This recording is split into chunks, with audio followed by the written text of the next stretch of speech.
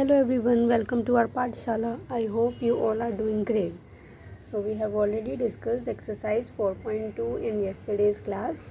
तो हमने वो पूरी कंप्लीट कर ली थी. अगर आपको कोई डाउट हो तो आप मुझसे पूछ सकते हैं. You are always welcome. So आज हम एक मेथड और सीखेंगे इक्वेशंस को सॉल्व करने का. हमने कल एलिमिनेशन मेथड सीखा था, ठीक है, जो कि थोड़ा सा लेंथी हो जाता है मेरे हिसाब से. ठीक है, कि आप दोनों तरफ सेम नंबर पहले मतलब ऐड करें या सब्ट्रैक्ट करें, मतलब जो भी आप करते हैं to get the value of variable. So आज एक और मेथड हम करेंगे जिसको हम ट्रांसपोजिंग मेथड बोलते हैं. ठीक है, सो लेट्स सी कि हाउ इट वर्क्स. ये आपको ऑलरेडी आता होगा. जब आप देखेंगे तो आप कहेंगे कि मैम इसका तो बस नाम ही डिफरेंट है, तो हमें पता ही है. सबसे पहले तो ट्रांसपोजिंग का मतलब क्या होता है. ट्रांसपोजिंग का क्या मतलब होता है. ट्रांसपोजिंग मतलब होता है that we have to change the side. ठीक है, we change the side. Changing side is known as transposing. ठीक है, while transposing a number we change it sign. तो हम खाली साइन चेंज कर देते हैं, एक नंबर को दूसरे साइड पे भेज देते हैं, बस इसी को ट्रांसपोजिंग कहते हैं.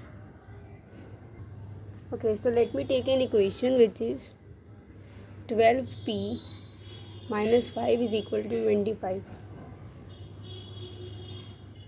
सो वैसे नॉर्मली हम क्या करते थे कि हम ऐड कर देते थे.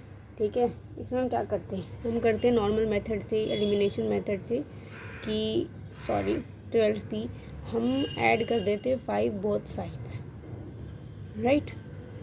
उसके बाद फिर जो आ जाता ये आता, फिर उसके बाद हम डिवाइड करते, फिर से हम डिवाइड करते both sides 12. So p is equal to 30/12. तो ये इस तरीके से आंसर आ जाता. ठीक है, लेकिन अगर हम कोई और मेथड यूज़ करें, ठीक है, अब हम कैसे करेंगे. ट्रांसपोजिंग में अगर हम करते तो जैसे कि हमारे पास है 3p - 10 इज़ इक्वल टू 5. तो मैं क्या करूँगी, ट्रांसपोज कर दूँगी -10 को. ठीक है, मैं यहाँ से इधर ले जाऊँगी. ठीक है, तो जब मैं ट्रांसपोज कर दूँगी तो उसका साइन क्या हो जाएगा, उससे अपोजिट. ठीक है, कुछ नहीं होगा, बस साइन अपोजिट हो जाएगा. अगर वो नेगेटिव है तो पॉजिटिव हो जाएगा. तो क्या हो जाएगा, p की वैल्यू क्या, अब ये यहाँ पे मल्टीप्लाई में, उधर जाके क्या हो जाएगा, divide. So it will be 5. तो p की क्या वैल्यू आ गई, 5.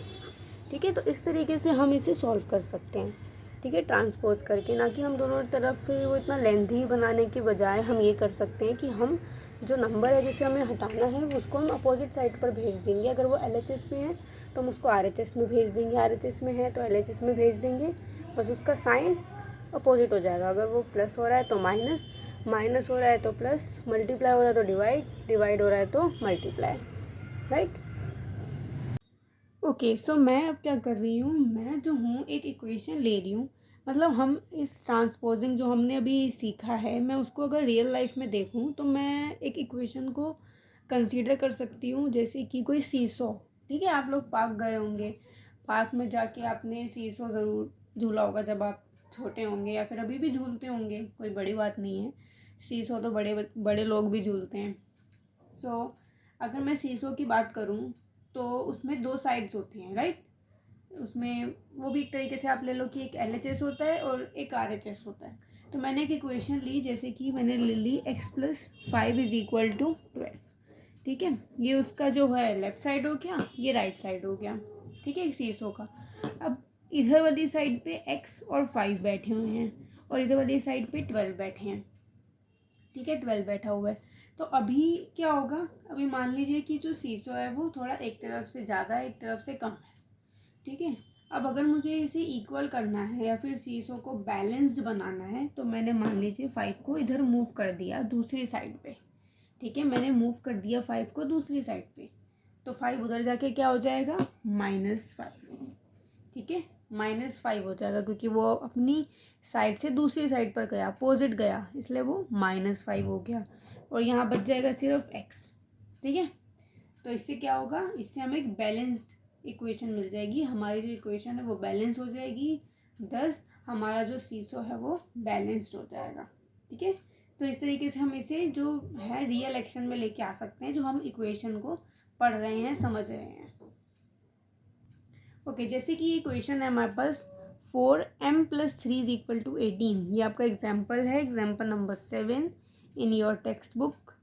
ठीक है, सो लेट्स सॉल्व इट। तो जैसे कि ये ब्रैकेट्स हैं तो हम पहले इन ब्रैकेट्स को सॉल्व करेंगे। ब्रैकेट्स को सॉल्व करने का क्या मेथड होता है, जो बाहर होता है वो अंदर दोनों से होगा। ब्रैकेट लगा दिए इसका मतलब दोनों के साथ है। ठीक है, जैसे कि आप मान लीजिए आपके फ्रेंड्स हैं।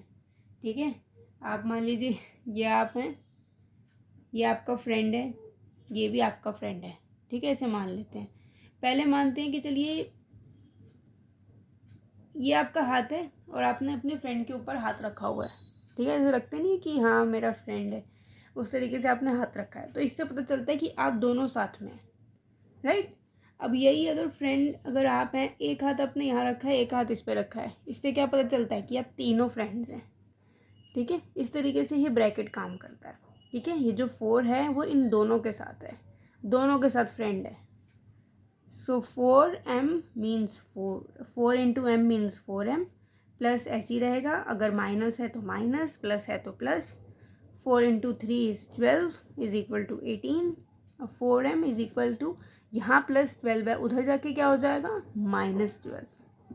4m is equal to 6 and m will be equal to 6।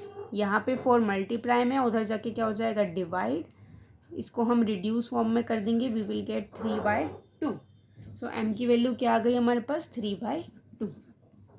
ठीक है, इस तरीके से हम बहुत इजीली फाइंड आउट कर सकते हैं। ओके, सो हमारा नेक्स्ट टॉपिक है फ्रॉम सॉल्यूशन टू इक्वेशंस। ठीक है, सो इसमें क्या है, जैसे कि अगर आप अभी हम जो भी चीज़ें देखते हुए आ रहे हैं, ठीक है, हम अभी एक सीधे पाथ पर चल रहे हैं, जिसमें क्या होता है कि हमें पहले इक्वेशन दे दी जाती है, इक्वेशन को सॉल्व करते करते हम सॉल्यूशन फाइंड आउट करते हैं। ठीक है, एक्स की वैल्यू फाइंड करते हैं, विच मीन सॉल्यूशन फाइंड करते हैं। अब क्या होगा अगर हम रिवर्स सोचें मतलब अगर हमें सॉल्यूशन से इक्वेशन बनानी हो तो क्या होगा, क्या हम रिवर्स जा सकते हैं? Answer is yes, we can go. ठीक है, हम रिवर्स भी जा सकते हैं। कैसे, let's find out how we can do this. So let's start with some solution. Solution कैसे होते हैं, जैसे अभी आप निकालते हैं कि x की वैल्यू कुछ निकली, x y z a b c d e कुछ भी, ठीक है, उसकी कुछ वैल्यू निकल गई आपके पास 5, x इज इक्वल टू 5। अब इससे आपको क्या करना है, इक्वेशन बनानी है। इक्वेशन बनाने के लिए आप क्या करेंगे, इक्वेशन बनाने के लिए जैसे कि ओके हम एक इक्वेशन लेके देखते हैं पहले। 4x - 3 is equal to 17। मान लीजिए एक इक्वेशन है आपने ली। अब इसमें आप फर्स्ट स्टेप क्या करेंगे, फर्स्ट स्टेप आप क्या करते, 4x इज इक्वल टू 17 + 3, उधर जाके प्लस हो जाता, राइट, क्योंकि यहाँ -3 है, उधर जाके plus. 4x is equal to 20। अब क्या करेंगे, 4 यहाँ पे मल्टीप्लाई में x के साथ, उधर जाके क्या हो जाएगा डिवाइड बाय 4। सो आंसर क्या आ जाएगा 5। ठीक है, ये तो हमारा हो गया जो हमारा नॉर्मली चलता है। अब हम यहाँ पे चलेंगे उल्टा, इधर यहाँ पे हम इस पॉइंट पर पहुँच गए, x इज इक्वल टू 5। अब आप क्या करेंगे, पहले इसमें क्या हुआ था, पहले हमने इसमें क्या किया था, 4 से मल्टीप्लाई। ठीक है, तो हम क्या करेंगे 4 से मल्टीप्लाई, तो यहाँ पे भी करना पड़ेगा क्योंकि LHS is equal to RHS, तभी तो इक्वालिटी रहेगी, तभी तो हमारी इक्वेशन नॉन होगी। तो आप जो LHS में करेंगे वही आप RHS में करेंगे। 4x इज इक्वल टू 20, उसके बाद क्या करना था, उसके बाद हमें -3 करना था। सो 4x - 3, 20 - 3, दोनों साइड्स पे सेम चीज़ होनी चाहिए। सो 4x - 3 इज इक्वल टू 17। ये हमारे पास इक्वेशन आ गई। तो हम सॉल्यूशन से इक्वेशन के तरफ भी चल सकते हैं। ठीक है, like this we can do both the ways, हम दोनों वेज में चल सकते हैं। ऑल्दो ये इतना ज़रूरी नहीं है, बट आपको ये पता होना चाहिए कि सॉल्यूशन से भी हम इक्वेशन बना सकते हैं। बेसिकली मेन तो आपको इक्वेशन से सॉल्यूशन ही निकालना है, मेन सेंट्रल आइडिया यही है इस चैप्टर का। बट आपको सॉल्यूशन दे रखा हो तो इक्वेशन भी निकालनी आनी चाहिए, इसलिए मैं चाहती थी कि मैं ये भी आपको बता दूँ concept. So that is it for today guys. I hope आपको ये सब चीज़ें समझ में आई होगी। कल हम एक्सरसाइज 4.3 करेंगे। So thank you so much, have a nice day.